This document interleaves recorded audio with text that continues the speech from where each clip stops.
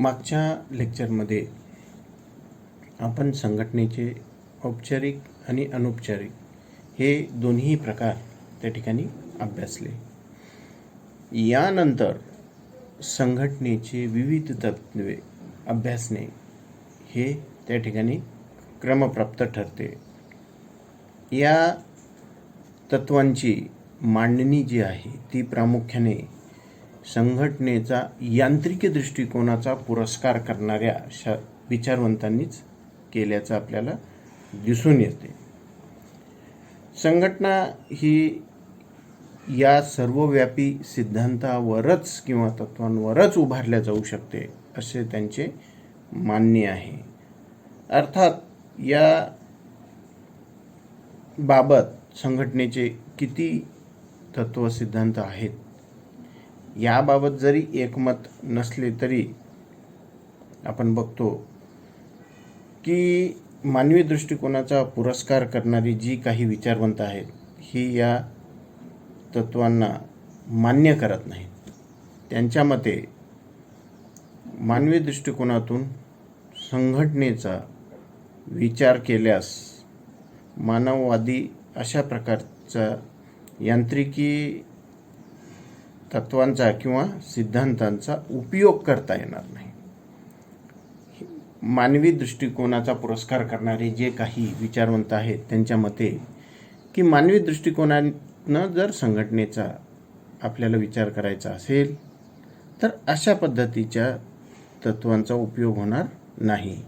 Herbert Simon ह्यांच्या मते संघटनेविषयी अस्तित्वात असलेले सिद्धांत हे परस्पर विरोधी असे आहेत. हे जे संघटनेबाबत मांडण्यात आलेले सिद्धांत आहेत हे कसे आहेत? परस्पर विरोधी आहेत. जसं केंद्रीकरण त्याच्या विरुद्ध विकेंद्रीकरण, आज्ञेची एकता, नियंत्रणाचा विस्तार. मेरी पार्कर फॉलेट, हेनरी वॉलन्स हे शास्त्रज्ञ या सिद्धांतावर मोठ्या प्रमाणात टीका करतात.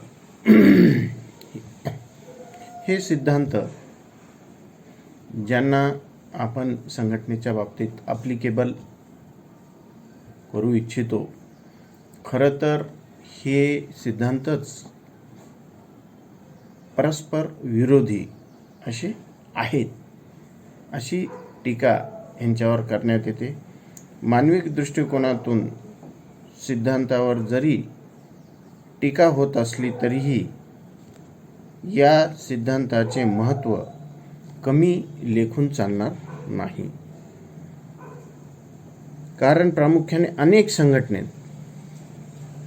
संघटना उभारण्यासाठी व कार्यरत होण्यासाठी या सिद्धांतांची आवश्यकता कायम असते.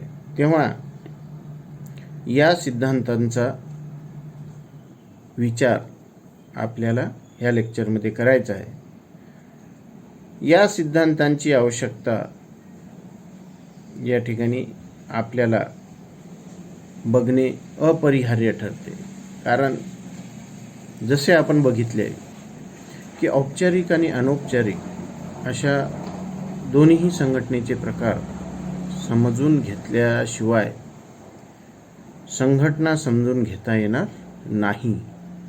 त्याचप्रमाणे संघटनेचे हे जे सिद्धांत आहेत हे समजून घेणे या ठिकाणी क्रमप्राप्त असं ठरते. मुने रिले याने आदर्श अशा या संघटनेसाठी संघटनेचे पदसोपान, त्याचबरोबर संघटनेमध्ये असणारा समन्वय, अर्थात्मक सिद्धांत, स्टाफ लाईन, ऑक्झिलरी अशा सिद्धांतांचा उल्लेख केलेला आहे. तर फेयॉलने संघटनेची 14 तत्वे ही सांगितलेली आहेत. जसे की कार्यविभाजन, अधिकार व उत्तरदायित्व, आदेशाची एकता, मार्गदर्शनाची एकता, अनुशासन, व्यक्तिगत हिताऐवजी सामान्य हिताला प्राधान्य देणे, श्रम, केंद्रीकरण, पदसोपान, स्थायित्व, समता, सुव्यवस्था, नियंत्रण क्षमता, सहकार्याची भावना इत्यादी. त्याचबरोबर आपण बघतो की उर्विकने पण या संदर्भात पदसोपान, उत्तरदायित्व, नियंत्रण क्षेत्र, विशेषीकरण, उद्देश, अनुरूपता, परिभाषा, समन्वय इत्यादी तत्वांचा समावेश केला. लुथर गुलिकने पोस्टकॉर्प ह्या नामावलीच्या माध्यमातून संघटनेची तत्वे सांगितलेली आहेत.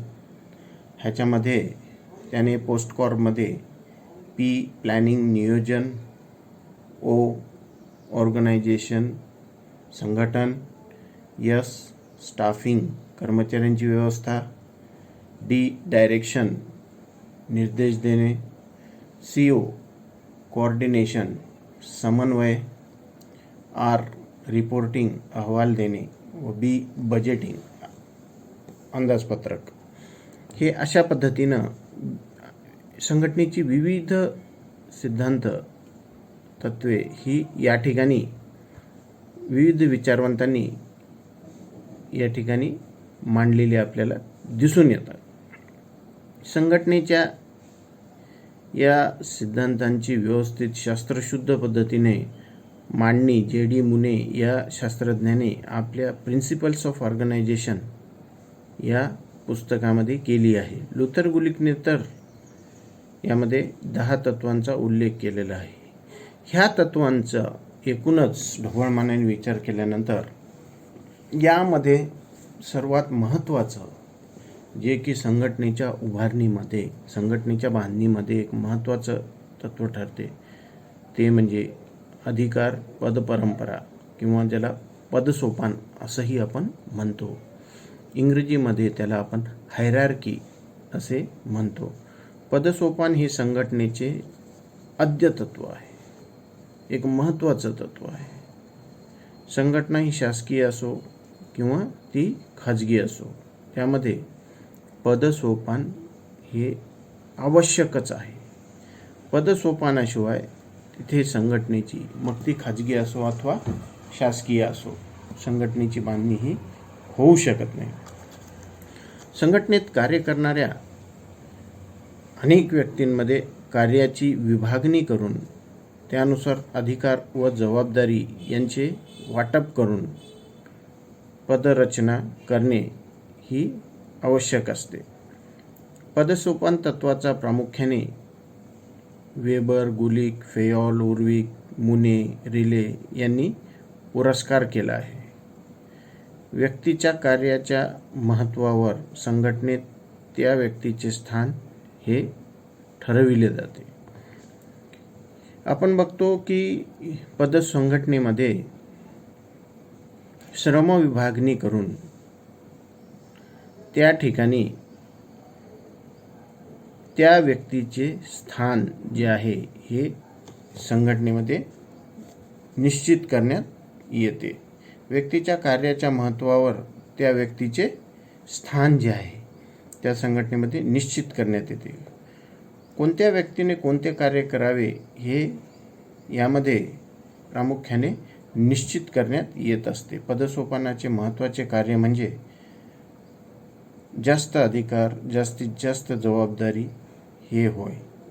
ज्या प्रमाणात अधिकार असतील त्या प्रमाणामध्ये जबाबदारी देणे, याचाच अर्थ ती व्यक्ती उच्च पदावर आहे असा होतो. थोडक्यात प्रत्येक संघटनेमध्ये कार्याची व कार्यानुसार अधिकार व जबाबदाऱ्या यांची विभागणी ही करण्यात येत असते.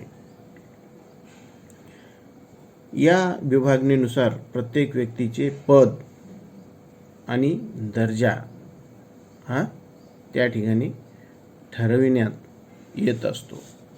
यालाच अधिकार पदपरंपरेचा किंवा पदरचनेचा सिद्धांत असे आपण म्हणतो. या तत्वाचा उल्लेख हेनरी फेयॉल यांनी क्रमिक साखळी तर मुने यांनी क्रमिक प्रक्रिया असा केलेला आहे. अधिकार पदपरंपरेनुसार प्रत्येक व्यक्तीकडे श्रमविभाजनातून कार्य आणि त्या प्रमाणात ती जबाबदारी आणि त्याच प्रमाणात जबाबदारीच्या प्रमाणात अधिकार हे देण्यात येत असतात. आणि त्या व्यक्तीच्या पात्रतेप्रमाणे, त्यांच्या कार्याच्या महत्त्वाप्रमाणे, जबाबदाऱ्याच्या प्रमाणामध्ये त्या व्यक्तीचे स्थान हे त्या ठिकाणी निश्चित करण्यात येत असते. प्रामुख्याने अधिकारपद परंपरेत जी व्यवस्था तयार करण्यात येते, ही व्यवस्था प्रामुख्याने एका पिरॅमिड आकाराची असल्यागत आपल्याला दिसून येते, ज्यामध्ये ह्या संघटनेचा भाग जो आहे तो वरच्या बाजूने निमुळता होत गेलेला असतो, तर खालच्या बाजूने तो विस्तृत होत गेलेला असतो.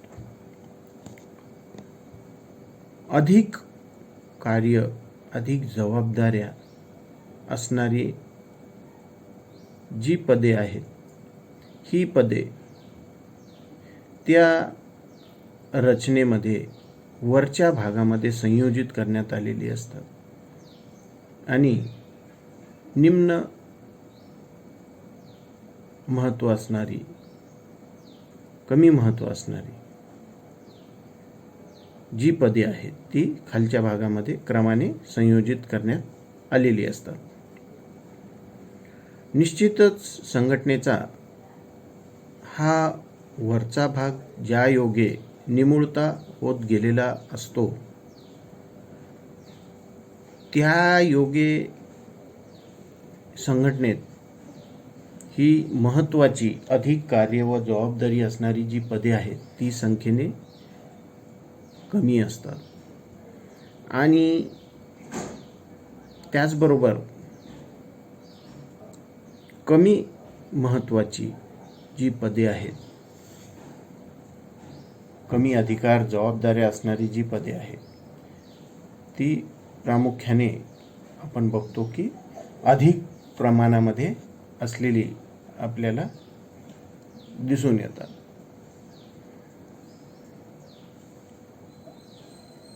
या अधिकार पद परंपरेनुसार या संघटनेचा आकार हा त्यामुळे पिरॅमिड सारखा होत असलेला आपल्याला दिसून येतो, ज्या योगे जर या संघटनेत वरच्या भागाकडे आपण गेलो तर पदांची संख्या ही कमी होताना आपल्याला त्या ठिकाणी दिसून येते. आणि त्याच उलट जर ह्या रचनेमध्ये खालच्या भागाकडे आपण गेलो तर आपल्याला त्या ठिकाणी पदांची रचना ही वाढत गेलेली दिसून येते. यामध्ये या कारणाने ह्या संघटनेचा आकार हा पिरॅमिड सारखा होऊन वरच्या भागात तो निमुळता आणि खालच्या भागात तो विस्तृत झालेला आपल्याला दिसून येतो. अधिकार जबाबदाऱ्या या संदर्भात जर आपण बघितलं तर या रचनेमध्ये अधिकार जबाबदाऱ्या ह्या वरच्या भागाकडे वाढत जातात. खालून वरच्या भागाकडे बघितलं तर त्या वाढत जातात आणि वरून खालच्या भागाकडे बघितलं तर त्या कमी होत जातात.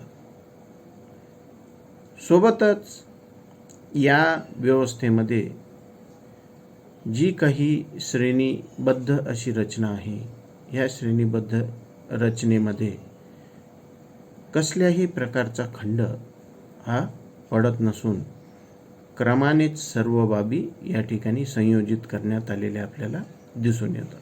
या पदसोपानाची व्याख्या आणि अर्थ नेक्स्ट लेक्चरमध्ये बघू. धन्यवाद.